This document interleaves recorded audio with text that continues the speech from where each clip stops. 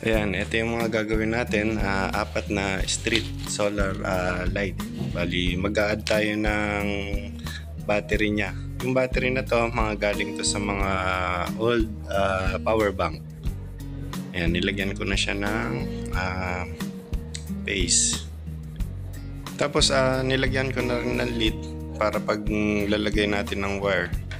Ayan, nilagyan lang natin ng wire magkabilang dulo. Tapos ang gagawin natin ay parallel connection. Negative to negative, positive to positive. I-add natin ng isang battery para mas matagal aabutin niya. Kung dati inaabot siya ng alas 2, matadagdagan naman siguro mga alas 4, mga ganun. Okay, yun. Maraming salamat sa panonood na ating video.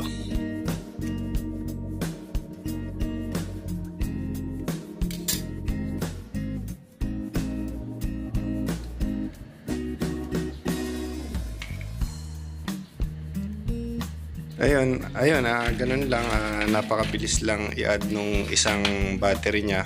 Naging 3 na yung battery na to ngayon. Tapos okay na siya, babalik na natin yung takip.